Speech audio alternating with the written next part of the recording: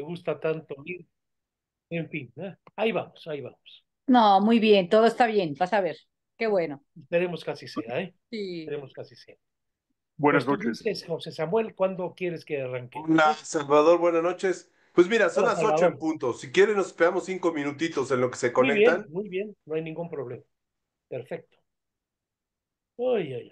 Bueno, Paco, yo hoy tendré que salir un momento poco antes de las 9 porque me citó un imprudente cliente, Ah, a mí, unas ya ves. personas, a 9 para una junta y estaré afuera unos minutos, pero salgo a las 9 y regreso en cuanto pueda. Ah, muy bien, muy bien. Gracias, ¿eh? Muchas Por gracias. nada, ¿Qué tal, por Blanca? nada. Buenas noches. Hola Paco, buenas noches, hola a todos, buenas noches. Buenas Hola. noches.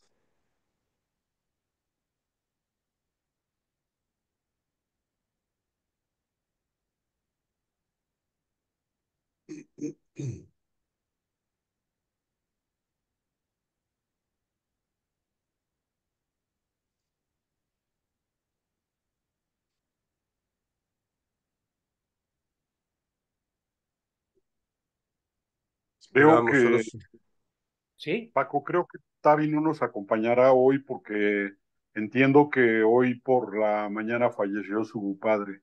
Ah, caray, de Tavi Alonso. Sí, sí, Ah, qué cosa. sí, Ah, qué triste. sí, Me hombre. dudará mucho, ¿eh? Y en fin, pues que me duele, pues, y qué más puedo decir, ¿verdad? Pero Sí, sí, horroroso, ya, ¿no? ya sé, ya se lo diré si tengo Sí, oportunidad de sí, sí, hablar con sí, ella. claro. Híjole. Hola Paco, buenas noches a todos. Ah, hola, hola, buenas Buenas noches. noches. Creo que malas noticias, ¿eh? Qué barbaridad. sí, sí, sí, Pues sí, malas. En fin, uf, malas noticias, tantas cosas, ¿verdad? Mm. En el mundo en este momento, ¿no? Es muy peligroso todo lo que está pasando. No sabe uno, ¿verdad? Nadie puede hacerlo de adivino. Realmente se equivoca uno. Pero ojalá me equivoque, porque lo que estoy viendo no es para estar muy optimistas, que digamos, barbarie por todas partes, Mm. extremismos, falta de buen sentido, en fin, ¿no? Algo tendrá que pasar para que mejore, Dios mío. ¿Verdad? Sí. Muchas cosas, muchas cosas.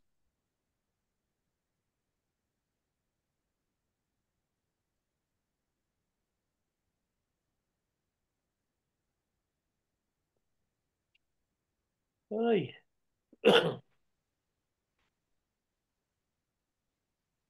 Buenas noches. muy buenas Buenas noches, qué noches. gusto verte. Hola, Buenas buenas noches. noches. Buenas Bueno, noches, Miguel.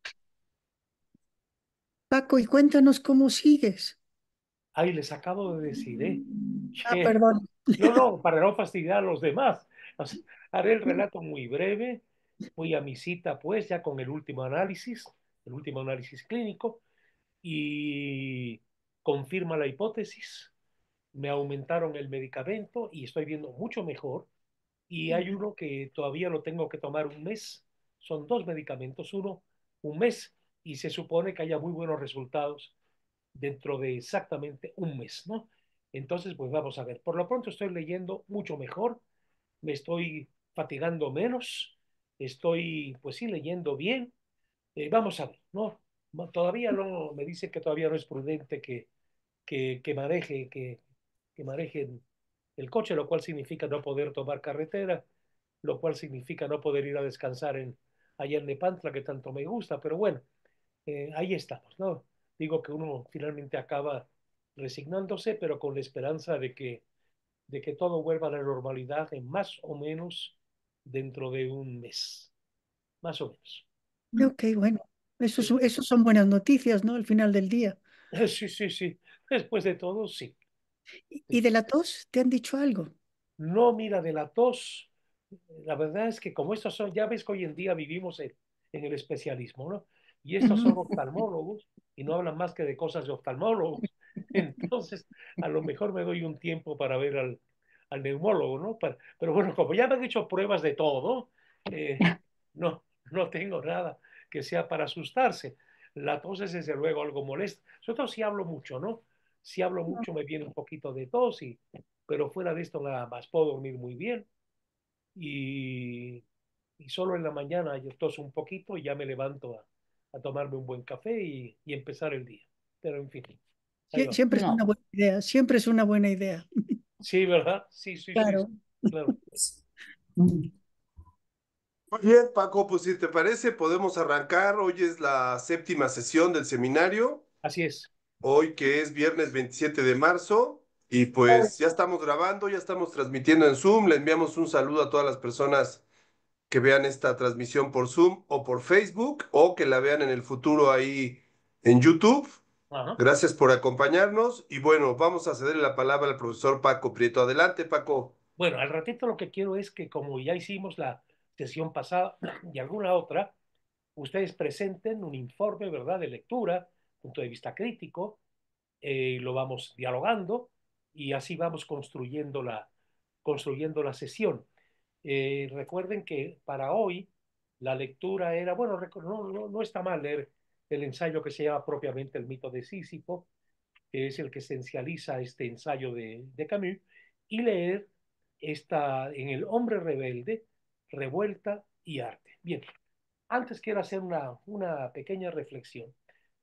Albert Camus de alguna forma nos hace ver lo que era el espíritu de no pocos europeos después de la Segunda Guerra Mundial. De alguna forma había un cierto sentido de derrota, de cierto sentido de pesimismo. Finalmente eso es lo que lo tuvo que haber llevado a reflexionar sobre la sensibilidad absurda. Luego había otra cosa también que tenía un peso ciertamente sobre el europeo, no importa de qué clase social, no importa a qué grupo perteneciera, técnicos, humanistas, escritores, músicos, en fin. Un sentido de que Europa dejó de contar en el mundo.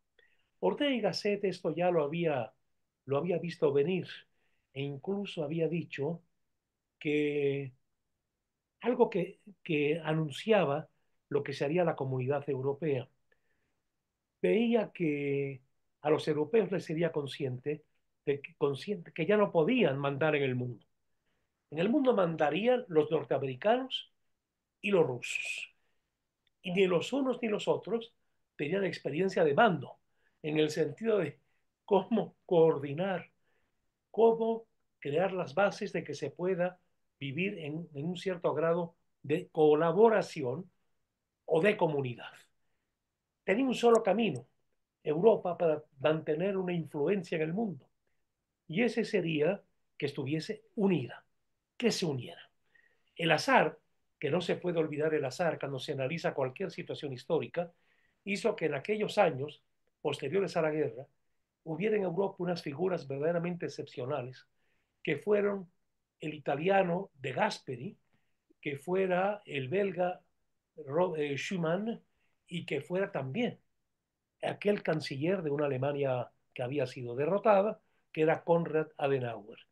Y así se pusieron las bases para una comunidad europea, para una unión de países que, cuidado, preservando lo que es una tradición en Europa, pequeñas regiones que constituyen naciones que, manteniendo su diferencia, parten de la conciencia de que tienen algo, un conjunto de cosas que aportar al mundo y que aportar a la historia. Esto se nota en la Europa en conjunto y también en cada nación europea. Si uno analiza, por ejemplo, a Francia, España, que son los países de Europa que realmente más o menos conozco, en Francia están los bretones, están los normandos, están los catalanes, están los vascos, están los provenzales, etcétera. Y siguen siendo provenzales y vascos y catalanes y bretones y normandos y todo lo demás. Y sin embargo, pues son franceses. No pueden negar una experiencia de políticos que los han sometido o que los han más o menos administrado, gobernado, las vicisitudes pasadas, etcétera. Y desde luego lo que significa esa, esos lazos de vinculación que giran en torno al cristianismo. En España pasa lo mismo, en catalanes, gallegos, andaluces, manchegos, castellanos viejos, etcétera, y sin embargo hay una historia que pesa.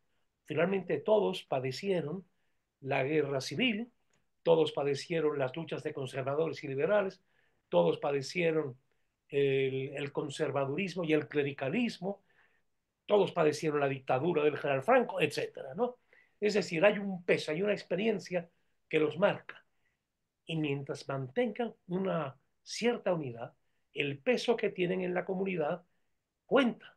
Y si se desunieran, ese peso sería mínimo hasta dejar realmente de existir. Bueno, creo que Camus es muy consciente de esta situación nueva que el europeo que el europeo tiene que enfrentar.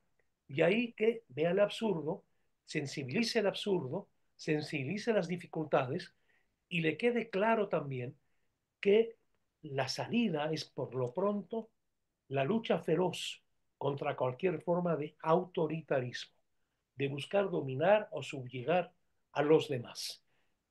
Después de, es lo menos que se podía esperar, pero podía no haber pasado, ¿eh? Después de la Primera Guerra Mundial, del horror de la Primera Guerra Mundial, del horror de la Segunda Guerra Mundial, etcétera. Es una experiencia histórica. Por eso dice Ortega con cierto dolor, ahora que Europa sabe que no hay que hacer la guerra, ahora que Europa sabe que es fundamental la vinculación y las formas de cooperación entre todos los seres humanos, Europa es impotente para poder influir en el mundo. En principio habría que decir, por ejemplo, que un hombre, un perturbado como Trump, no tendría ya lugar en Europa, porque ya estuvo Mussolini, porque ya estuvo Hitler, porque ya estuvo Lenin, porque ya estuvo Franco. Nunca más. Eso nunca más. Si en América, que se habla mucho patrioteramente, en grandes palabras, demasiadas palabras, la unidad bolivariana, en fin, el sueño de Bolívar, etcétera, se pusieran los pies en la tierra, que solo nos da la experiencia histórica, se repararía en que hay algo que ya no se debe tolerar, que es lo que no permite la posibilidad de una transformación. Y eso es precisamente el fin de toda forma arbitraria de autoritarismo y de que no haya división de poderes. Pero no es así. Y por eso, como si hubiéramos nacido ayer, hay que aguantar al tal Ortega, al tal Milei, al tal Maduro, al tal, ¿cómo se llama? El cubano, el burócrata este, bueno, ¿cómo se llama? Díaz Canel, pues, ¿no? Tolerar todo. Y aquí tuvimos a otro salvaje, verdaderamente primitivo, que se curaba con estampitas y todo este tipo de cosas, ¿no? En fin, la experiencia histórica cuenta. Y esta experiencia contaba, desde luego, en la escritura, estaba presentísima en la escritura de Albert Camus. No quiero dejar esto de lado. Yo les había hablado, pero mejor entramos, de hecho, en el texto de Camus, un artículo que leí hace muy poco de un periodista madrileño, Rubén Amón, que habla de lo que significa ser europeo en este momento. Es decir, el desencanto y también el sentido realista de lo que realmente se puede hacer para haber absorbido la lección de la historia y no volver a formas del pasado, no volver nunca jamás a la negación de la voz, a escuchar la voz de los demás y el libre intercambio de ideas, de pensamientos, en fin, todo eso. Es decir, hay algo, hay algo que el horror del mundo en el siglo XX nos deja presentes. Nunca más la imposición, nunca más el autoritarismo, libertad para todas las voces y unidad en la pluralidad. Unidad en cuanto sentido de la colaboración, de la compartición, en el sentido de escuchar, en el sentido de no aferrarse a creencias, que es terrible, porque eso lleva a dogmatismos. Es decir, yo puedo creer ciertas cosas que obedecen a mi intimidad y a lo que me hace vivir en felicidad, a mí mismo, pero no tendría el derecho de decirles a los demás, esta es la verdad y la única verdad, porque si yo me llamo a capítulo, eso solo lo da la experiencia de vida y la experiencia de la historia, me doy cuenta de, me doy cuenta de mi fragilidad, me doy cuenta de que dudo, me doy cuenta que me digo, sí dudo, pero no sabría vivir de otra manera. Y esto me lleva a un grado de aceptación y de apertura fundamental al otro. De alguna manera, Camus, que más que filósofo, era un escritor, un creador de obras literarias en el teatro, en la novela y en el ensayo también, que repara en esta cosa de la creación que se vuelve también absurda. El creador novelista, el creador dramaturgo, el creador artista, pues, empieza una obra y él mismo no sabe a dónde va, pero tiene una necesidad de hacerlo, para él mismo ir sacando, hurgando en sí mismo, encontrando las contradicciones, sus miedos, aquello para lo que no tiene respuesta, y lo que hace es ordenar el universo que lo deja frente a nuevos problemas que quedarán expuestos existencialmente en la siguiente, obra literaria. El, uh, entonces la creación no es nada para crear un sistema de pensamiento, para crear un sistema político, es algo que obedece a las necesidades interiores de quien hace la obra literaria. Es decir, el escritor mismo sabe que él parte de una cosmovisión y que hay muchas otras cosmovisiones igualmente diferentes, otras más próximas a él, otras menos, y otras también distantes. Pero todo eso nos lleva a esta aventura de vivir, viendo la gran riqueza que se da en la diversidad entre los seres humanos. Uno escribe y se da cuenta que esa obra nunca terminará, que llevará a otra y luego a otra y luego a otra y luego a otra, y que sin embargo hay un punto, un denominador común, que es uno mismo. Que es uno mismo, que es uno como creador finalmente de su propia existencia. Creo o yo siento que esto está absolutamente presente en la obra de Albert Camus. La semana que viene, que analizaremos la actitud frente al totalitarismo de Sartre y de Camus en el libro de Aronson, tendremos más oportunidad de profundizar en esto de lo que estamos hablando en este momento. Bien, el arte es finalmente, dice Camus, ese movimiento que exalta y niega al mismo tiempo. Ningún artista Ningún artista tolera lo real, dice Nietzsche. Recuerden que esta tesis la retomó en su doctorado, en su trabajo de recepción doctoral, Mario Vargas Llosa, en el largo artículo, una cosa enorme, sobre la obra de García Márquez en todos sus significados, que se llama, porque ahí está el libro, Historia de un deicidio. Es decir, lo real no me gusta. Y además, de alguna forma, el que hace una novela, el que hace un gran drama, imagínense, un Shakespeare, está diciendo, este es el mundo, como de alguna forma se me presenta y también como lo quiero, porque tiene que darle una unidad. Miren, esto me recuerda la observación de una psicóloga rusa, cuyo nombre ahora no recuerdo, pero que estudió los juegos en los niños. Y se preguntó por qué los niños juegan. Casas de muñecas, eh, casas de vaqueros, en fin, fincas, y las organizan, las ordenan, dice, para vencer sus propios temores, para darle un sentido a su propia realidad y para concretar sus propios sueños. Porque el niño tiene miedo, el niño juega.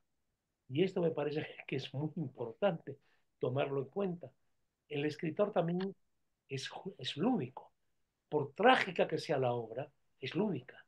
Yo me puedo imaginar a Dostoyevsky angustiado, escribiendo Los demonios, Los hermanos Karamazov, El jugador, y sin embargo, en el momento en que está viendo y cómo paso de esta secuencia, de este estado de ánimo de este personaje, y de pronto no sé, no lo puedo decir conceptualmente, y tengo que escribir, meterme en esos personajes, y estoy jugando, a ver qué pasa.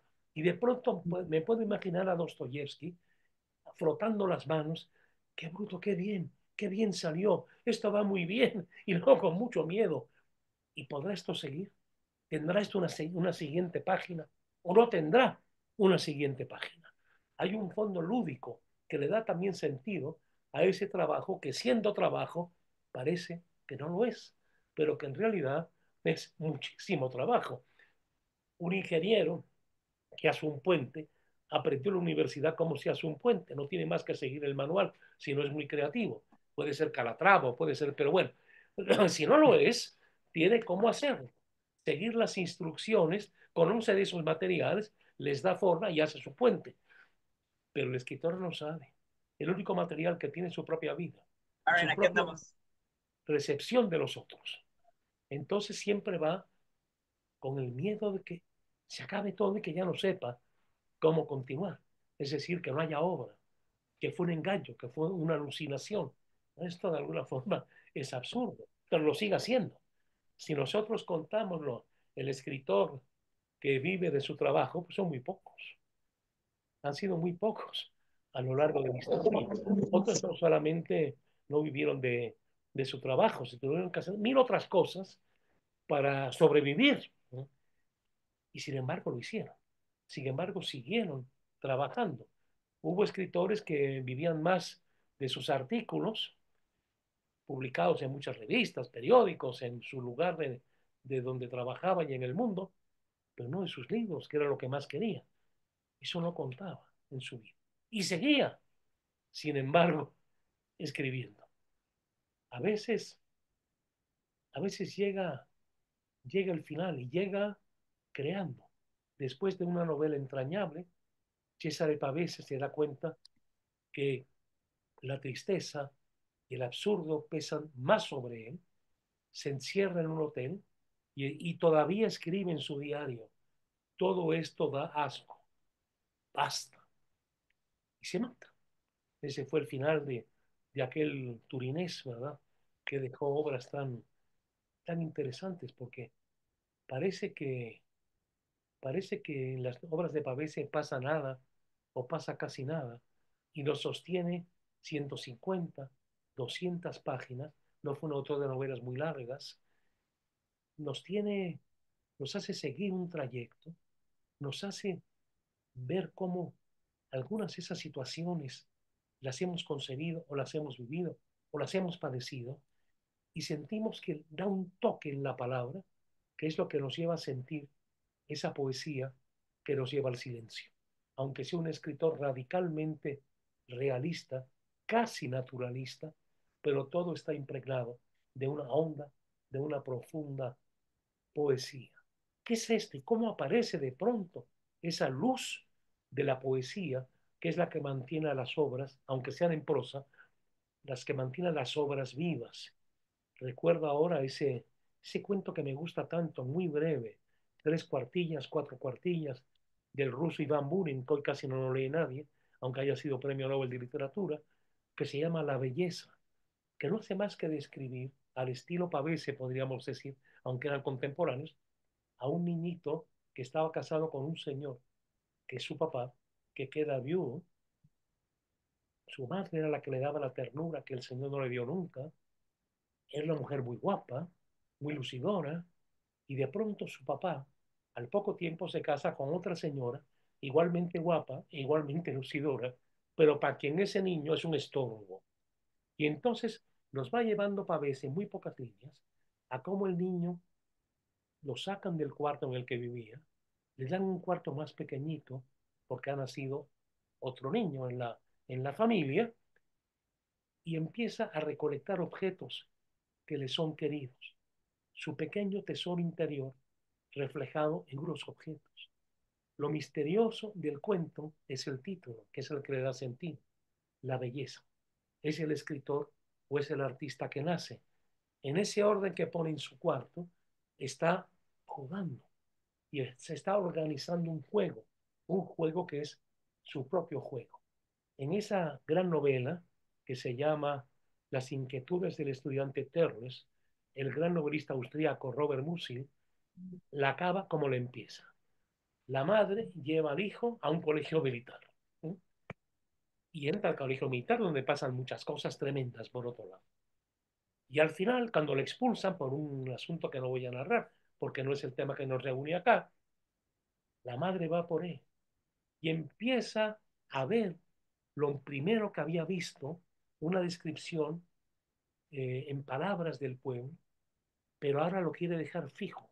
Y la madre fijo en su cabeza. 40 años más tarde escribirá la novela, pero se le había dejado una huella desde aquel tiempo. Desde aquel tiempo, en la sensibilidad de un joven escritor, aquello estaba de alguna forma anunciado. Y la madre le dice, ¿qué te pasa? ¿Qué traes? El niño está ensimismado, el jovencito, y es un adolescente. Dice, nada, nada. Ese silencio del creador de ficción, ese silencio del poeta. No puedo, no tengo las palabras para dar lo que estoy sintiendo en este momento. De alguna forma, si te digo, me decir una vulgaridad, lo que tengo que dar es las cosas como las siento, cómo las vivo y cómo se me presenta. Bueno, yo creo que Camus dedicó una parte abundante de su obra a reflexionar sobre la creación literaria, sobre la creación eh, artística, lo que tiene de absurdo, lo que tiene de necesario, y que hace al escritor un poco como Sísifo. Subo con la piedra, me la vuelves a tirar, me vuelvo a desplomar, me vuelvo a caer y vuelvo otra vez a empezar afirmando en la densidad de este mismo absurdo, de la existencia misma, la existencia. Bien, yo quisiera ahora más bien escucharlos a ustedes sobre, sobre estos textos de revuelta y arte. Adelante, pues.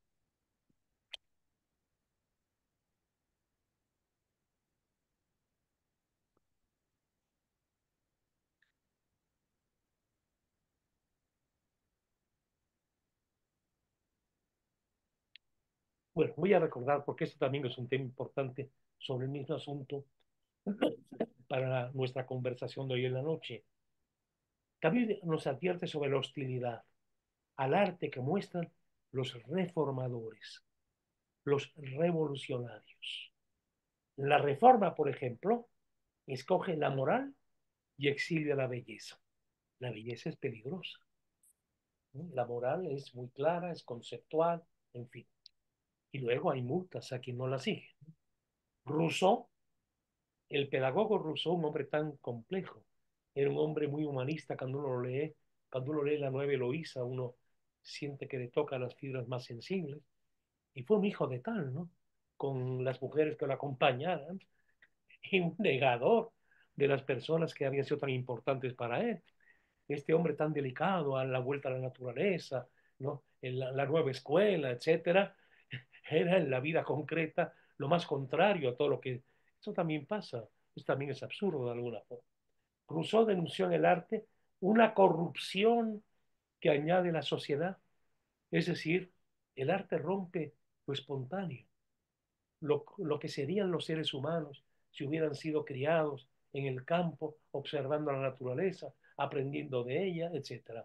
Saint-Just, el jurista de la Revolución Francesa, el que ponía en leyes lo que pensaba Robespierre, Saint-Just truena contra los espectáculos y en el bello programa que confeccionó para lo que llamaron la fiesta de la razón, hace que la razón sea personificada por una persona virtuosa más que bella. Negación de lo bello, negación de lo lúdico, supremacía del deber por el deber mismo. La Revolución Francesa, qué curioso, ¿verdad? No da ningún artista, ninguno. gran artista, ninguno.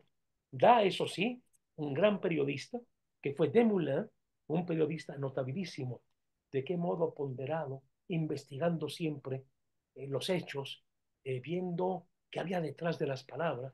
Hizo una labor periodística que es lo que lo llevó a la guillotina, claro. Una labor periodística de una autenticidad, de una, digamos, bueno, en el buen sentido moral, fue la obra de Camille Desmoulins.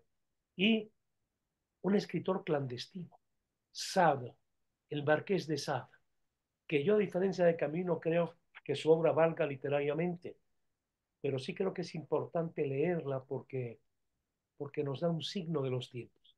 Cómo el Marqués vio todo lo que venía de exclusión del diferente. El visionario que había detrás del Marqués de Sade. Al único poeta de la Revolución Francesa, André Chénier, lo llevaron a la guillotina. Y ese era un gran poeta. Fue luego inmortalizado, bueno, por su obra, claro, pero por la famosa ópera, teatro lírico, André Chénier.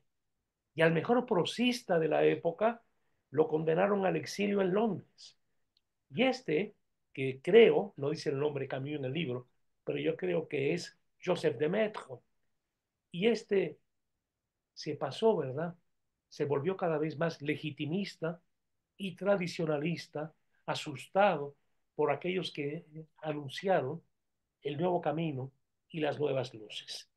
Posteriormente a la Revolución, vean ustedes que la Revolución Francesa, que Camus estudia mucho, incluso en El hombre rebelde, está esa tesis central de que en realidad la muerte del rey simbolizó la muerte de Dios, algo a lo que no se atrevían a decir por su nombre la mayoría de los revolucionarios. No se atrevían porque eso tenía un peso, porque echar abajo ciertas ideas que han durado durante siglos, que están en todas las calles, en algún símbolo, que se han vivido a nivel de la familia, cuesta mucho trabajo, cuesta mucho trabajo. E incluso a veces los hombres se violentan a sí mismos para obligarse a erradicar lo que consideran las viejas ideas. Piensen en Fouché, que entraba a las iglesias, agarraba los copones, tiraba las hostias, y a la vuelta del tiempo, el viejo Fouché, que siempre estuvo bien con todos los gobiernos, y una gran facilidad, ¿no? de ser acogido por el rey, por Napoleón, por los republicanos, etcétera, termina muy solito en un cuarto de huéspedes en Viena, y todas las mañanas temprano, cuenta Stefan Zweig, se iba a las iglesias y estaba solito y dicen que lloraba. En fin, Fouché. El problema era que lo que se estaba de alguna forma anunciando era un mundo nuevo, el nuevo régimen que destruía todos los valores tradicionales, ¿no? Pero bien, junto con la Revolución Francesa, la gran revolución burguesa, surgen de modo inmediato los que anuncian las revoluciones socialistas. Hubo en la Ibero se publicó un libro que luego lo publicó Trillas, no sé si todavía esté vigente, si está en catálogo, que es la historia del pensamiento económico, que escribió un jesuita, Javier Scheifler, que dirigió administración en la Ibero. Un hombre muy agradable, una persona muy sencilla, muy natural, muy claro de pensamiento, y explica pensamientos que a veces para uno que no está cuidado a la cosa económica le pueden resultar difíciles, y él los hace muy claros, sin quitarles profundidad. Y lo que dedican al socialismo utópico y al socialismo no tan utópico como el de Proudhon, al socialismo que surge con la Revolución Francesa, lo hizo con un gran amigo de él, que fue un hombre que se enamoró de México, que no se quería ir cuando ya era tiempo de jubilarse, que era Jean Sigal, y que fue el que escribió las lecciones sobre el socialismo francés. Los sansimonianos, por ejemplo, exigirán un arte socialmente útil. Bueno, piensen en Lenin, que tenía buen oído musical y que amaba la música, pero que dijo, me obligo a no oír nunca más la sonata apasionada de Beethoven. ¿Por qué dijo esto? Él mismo lo dice. Le tocaba tanto que él decía, es que si la oigo, si me meto en ella, si me meto a escuchar a esa obra extraordinaria, me debilito. Ya no puedo hacer la guerra, ya no puedo hacer la revolución, ya no puedo estar atento a los tipos que me rodean, a saber quién me quiere matar, a saber. Me prohíbo el arte como una debilidad. No puedo, porque el arte le hace ver que hay cosas en el mundo, muchas más cosas de las que su mente conceptual y esquemática se ha planteado y se plantea únicamente. Los ansimonianos, pues, exigen un arte que sea útil. Y luego llega a escribir un revolucionario del tiempo. Preferiría ser un limpiabotas que un Rafael, se refiere al pintor renacentista. El nihilista de Krasov, poeta y narrador, afirma que prefiere un buen trozo de queso a toda la obra de Pushkin. Bueno, recuerden ustedes a Fidel Castro en aquel famoso discurso. Pintores, pinten lo que quieran. Músicos, escriban lo que quieran. Poetas, ya, siempre y cuando no vaya contra la revolución. ¡Ay, cuidado! Cuidado.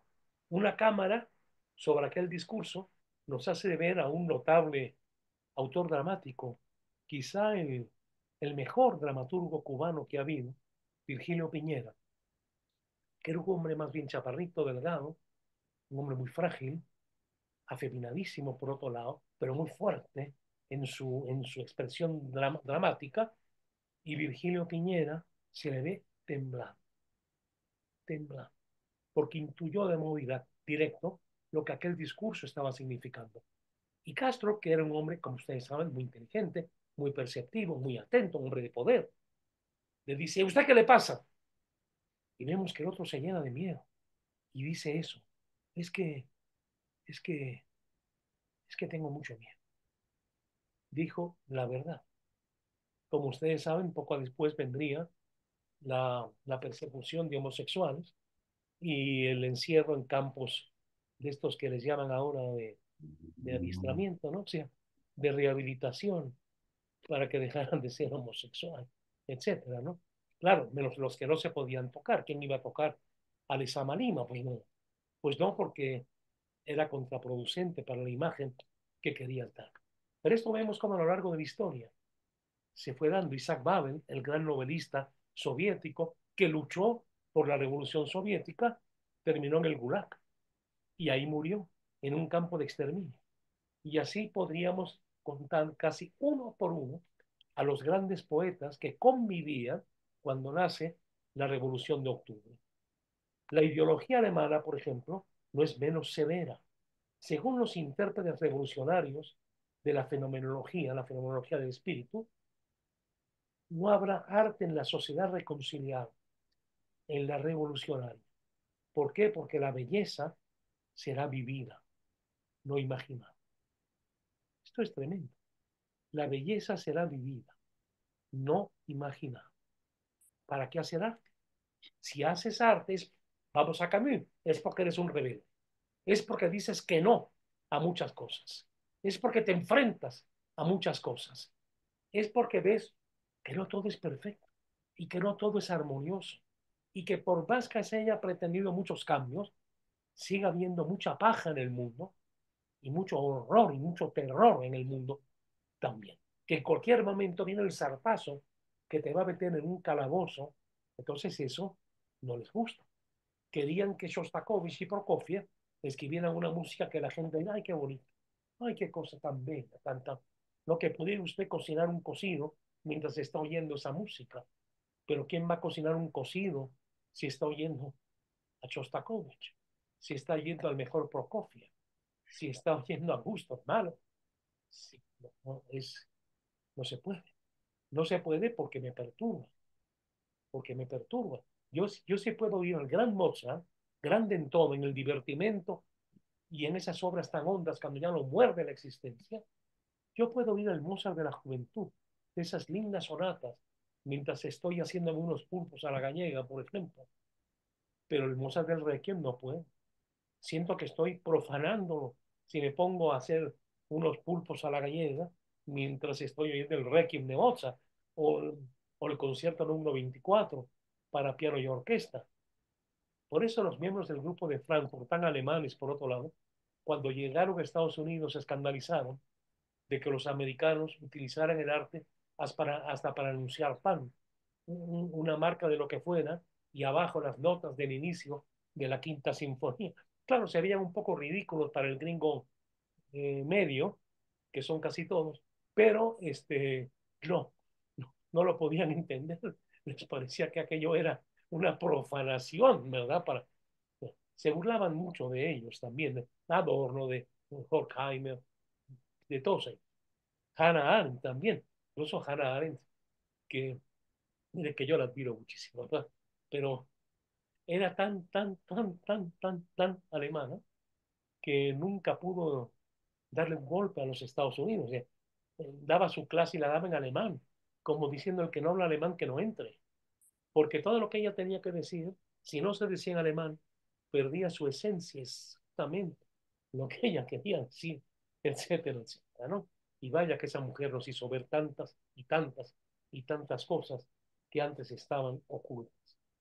El arte, por otro lado, nos hace ver Camus, no es para todos los tiempos, está determinado por su época, dice Marx, y nos cuenta Camus que dice Marx, y, y expresa los valores privilegiados por la clase dominante.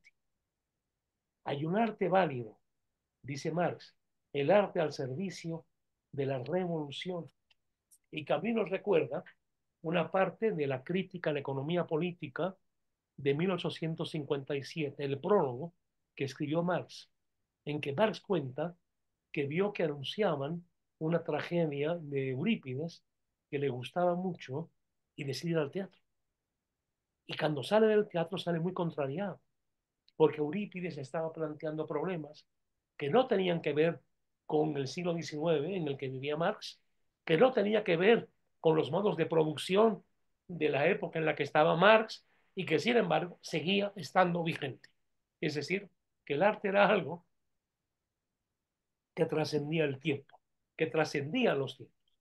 Hoy en día leemos a Sor Juana Inés de la Cruz y nos está cuestionando, nos está conflictuando. Y escribió en tiempos de la Nueva España hace ya cerca de 300 años. Pero ahí está vivo, ahí está presente todo.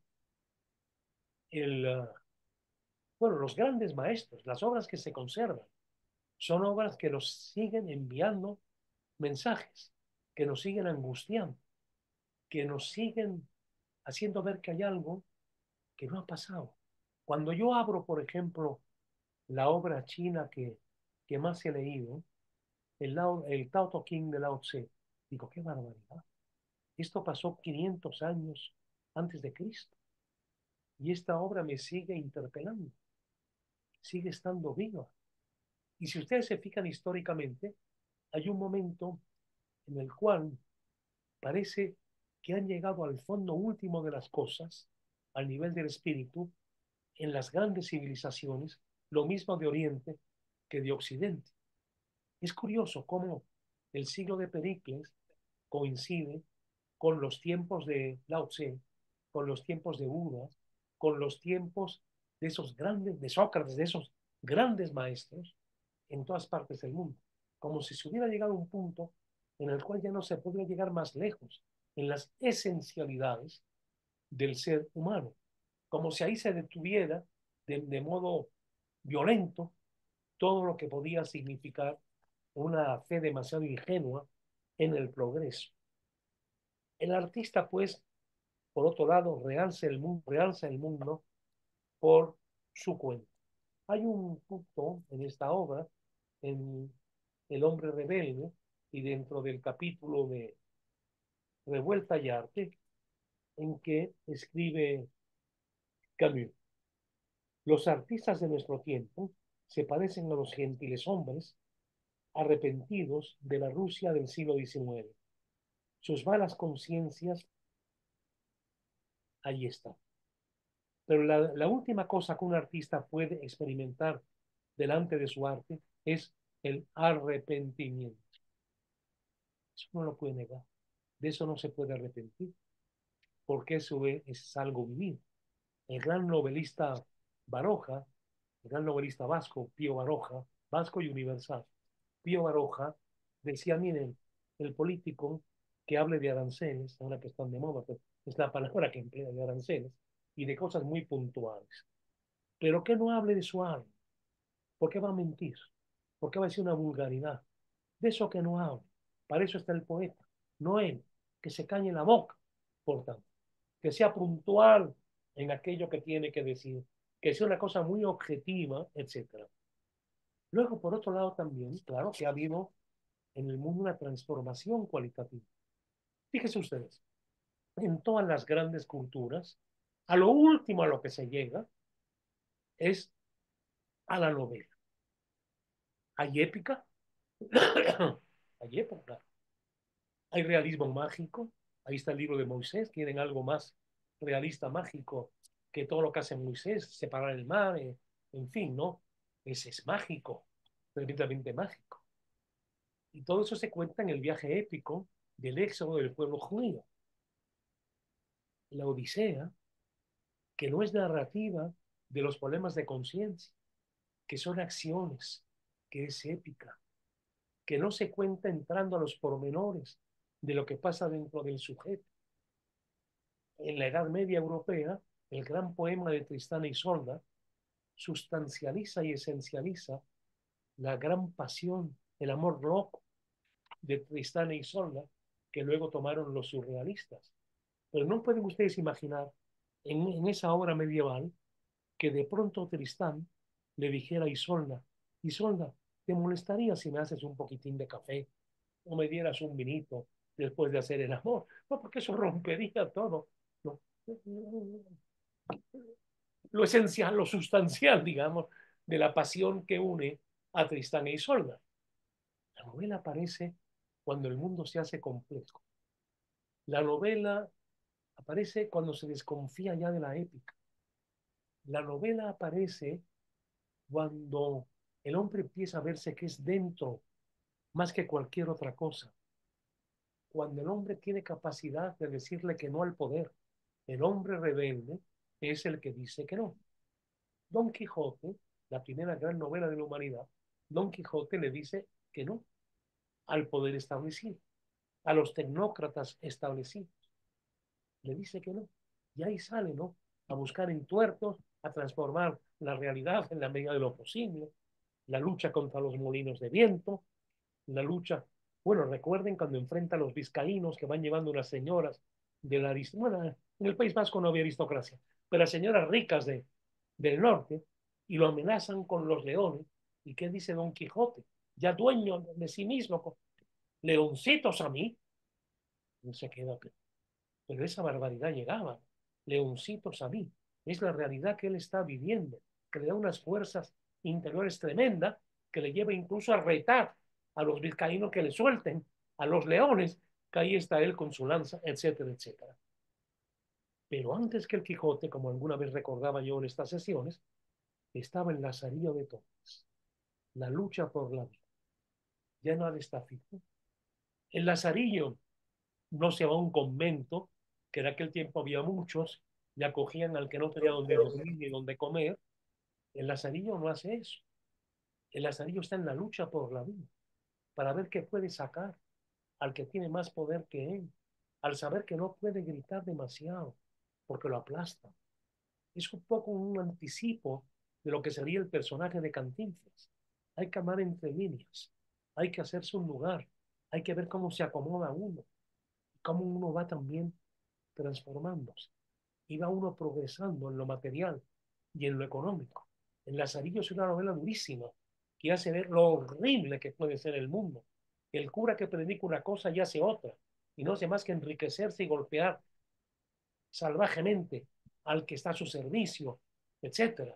Es decir, el Lazarillo es una obra brutal que crea además un personaje que nos ha acompañado en todo el tiempo que ha pasado, desde el siglo XVI hasta la fecha. La novela de la picaresca se va dando en todos los países europeos. La novela de la picaresca llega hasta el siglo XX. The Catcher in the Rye de Salinger es otra forma de la picaresca. Ni se diga la obra novelística de José Agustín en México, de Gustavo Sáenz, el pícaro.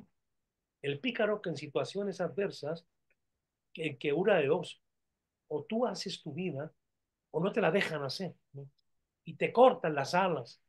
Tiene que ver cómo, por qué, cómo crear sus propios caminos y hacer vivos y reales y concretos sus propios valores. Eso surge cuando el mundo ya se ha hecho concreto, cuando ya no se cree, ¿verdad?, en que todo es heroico, cuando todo es grandioso, cuando no se cree que los políticos obran por amor al pueblo, etcétera, etcétera. Es decir, la novela surge cuando, cuando se topa con la complejidad de de la criatura humana. Y la novela es la que hace ver, por otro lado, un absurdo subyacente. Le he dado orden al laberinto mío, al laberinto interior, al laberinto de la sociedad en la cual me encuentro. No tengo ninguna solución. No me pide usted soluciones. Vean ustedes que recuerden las experiencias cuando acaban de leer una gran novela o acaban de ver una gran película y que uno se queda tanto, tan lleno de cosas que uno no sabe cómo describir lo que está pasando dentro de uno. Hay un, hay algo que diré yo, que se ha movido dentro de nosotros, pero queremos ver qué cosas nos ha dicho esa obra. Y son muchas. Y encontramos una, pero luego la contraria. Si tomamos la perspectiva de un personaje y la perspectiva de otro, nos encontramos dos complejidades que no se encuentran, que sin embargo las vive en una afirmación de la vida el que creó a esos personajes y que él mismo se ha dividido porque ha procurado estar dentro de cada uno de esos personajes. Graham Greene decía, dice de Graham Greene, aparte de un artista, era un gran técnico de la novela. Graham Greene decía que un novelista en una obra determinada, no de sus mayores, tiene a un personaje central al cual va siguiendo y a los demás, en mayor o menor medida, procura hacerlos verosímiles, que sean creíbles, que se los cree el lector. Pero el misterio está en un solo personaje. Mientras más poderosa es la novela, o mientras más poderoso es ese novelista, más complejos son todos y cada uno de sus personajes. Ese es el prodigio de Shakespeare. Ese es el prodigio de Dostoyevsky. Para poner dos casos, para mí Shakespeare es el mayor dramaturgo que ha existido jamás. Jamás. Brilló en todos los géneros. Todo lo que hizo es complejo. Todo lo que hizo nos abre horizontes vitales. Imagínense, y sus grandes tragedias, además, Hamlet, Macbeth, Romeo y Julieta, que muchos la menosprecian, que es hermosísima y es complejísima. Esas luchas terribles entre familias, esos sentimientos encontrados, y el absurdo de la muerte de uno que no estaba muerto y del otro que se mata porque la otra estaba muerta y que finalmente se mueren los dos. Una esencia absurda no podía llegar más lejos, etcétera.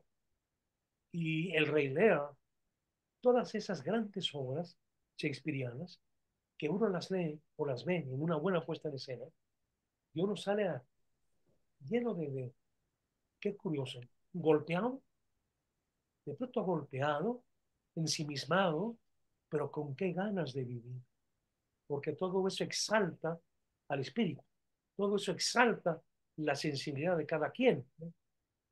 Es el gran misterio de las grandes artes, el gran misterio del arte, por tanto, ¿no?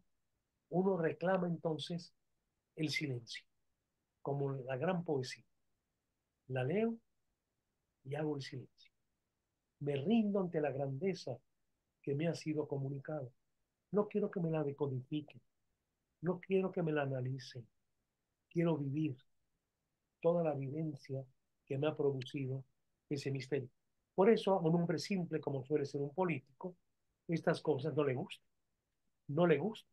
El hombre tiene que conservarse creyendo cosas puntuales, viendo obras bonitas, lindas, educativas, buenas formadoras de personas sin problemas, etcétera, etcétera. En cuanto hay problemática, en cuanto hay complejidad, en cuanto a uno duda, el político se defiende. Y para eso no hay nada mejor que callar al que habla si lo escucha. El problema hoy en día es que cada vez es más difícil que se escuchen esas voces, que esto es otro problema. Pero en fin, ya he hablado yo demasiado. Me gustaría que ustedes comentaran su lectura. Adelante. Paco, esta semana estuve viendo precisamente una ópera de Shostakovich, Ah, Lady Macbeth. claro, Me- la que provocó la furia de Stalin. esa es mi duda. Tú dices la belleza o el arte puede ser subversivo o puede provocar, pero si cuatro gatos leen, cuatro gatos van a la ópera, ¿esto qué es? ¿Por qué le molesta a los dictadores o a los... ¿Por qué les molesta el arte? Nada más porque los cuestiona, porque no puede provocar nada el arte, digamos, ¿no? A nivel general en el pueblo, digamos, es muy elitista normalmente. ¿Por qué les fastidia tanto? ¿Por qué lo quieren acallar? Bueno, no se olviden que en los hombres de poder hay una soberbia, ¿eh? Hay una búsqueda de dominación total. El no resistir que alguien diga no, que alguien haga una distancia, etcétera. Mira, yo creo que los gobiernos que emanaron de la Revolución Mexicana, que habría que ver en qué sentido fue una revolución y en qué sentido no lo fue, vamos, quiero decir que todas esas muertes que hubo, que fueron de solo más de 1 millón, todo aquello se hizo para luego reconstruir lo que había planteado don Porfirio, es decir, el camino que habría abierto don Porfirio. Es terrible, es trágico y es absurdo. Con una cosa que sí vio don Porfirio y que no vieron ellos. No dependas del país próximo, que tiene un destino manifiesto y un destino de dominación. Por eso don Porfirio se había abierto a Europa, a la diversidad de mercados, etcétera, etcétera. Claro que no cayó de milagro, cayó el azar por un papel, algunas circunstancias otro, el autoritarismo, la soberbia de sentir el poder, etcétera, etcétera. Podríamos continuar, sería una clase de historia esto, ¿no? Un seminario de historia, pero en fin, todo fue para reconstruir, para volver otra vez al sistema liberal, que era lo que quería don Porfirio, como Juárez, antes que él, en fin, todo, todo esto eh, hacía que lo que le tuvieran miedo es que aquello que la gente vivía, en aquel tiempo se hacía una novela muy realista, un teatro muy realista, pudiera tener acceso a la gente y le hiciera cobrar conciencia. Por eso no se podía publicar en un principio La sombra del caudillo de Martín Luis Guzmán. Después sí, pero la película no, porque la película llegaba a todo el mundo. Una determinada obra de Vicente Leñero, ahorita no recuerdo cuál de ellas fue, creo que fue El martirio de Morelos, la querían poner en el Teatro Hidalgo. No, pero ahí no, porque ahí va la gente del centro. En la UNAM sí, porque para llegar ahí, sobre todo en aquellos años, había que tener auto, por ejemplo. Era un lugar al que mucha gente sencilla se prohibía ir a esos teatros, como no van a Perisur por regla general, etc. Entonces, después de mucha lucha, pues pónganlo ahí, ahí, en Ciudad Universitaria, pero no en un teatro del centro. La sombra del caudillo fue prohibida una y otra vez. Y si leemos, volvemos a leer La sombra del caudillo, que es una novela que nos hace sentir el poder y lo terrible del poder, nos damos cuenta que la sombra del caudillo se sigue dando, sigue aconteciendo y sería terriblemente subversiva. si usted cambia un poco los personajes y los hace más próximos a los actuales, descubrí inmediatamente que hay una identidad y que hay un parentesco. Fue la genialidad de Martín Luis Guzmán, pero para no idealizar, distingamos al hombre del artista. En la obra literaria, Martín Luis Guzmán no tuvo piedad, fue hasta el fondo del mal. En su vida también sintió, como un hombre, una mujer común y corriente, el deslumbramiento por el hombre de acción y por el caudillo. Por eso va a buscar a Pancho Villa. Él tenía demasiadas barreras, podríamos decir que luego morales, pero el primero barreras de su persona misma, de civilización, pues, para poder ser tan salvaje como lo fue Villa, para sacar una pistola y matar a alguien, etcétera. Martín Luis Guzmán era un hombre muy ilustrado que estaba muy alejado de esto. Pero cómo le asombra a esos hombres que toman decisiones, que pueden mandar a los demás. Y sigue a Villa, asombrado, para contaros la crónica de Villa en ese gran libro que son las memorias de Pancho Villa. Pero también tuvo el deslumbramiento por.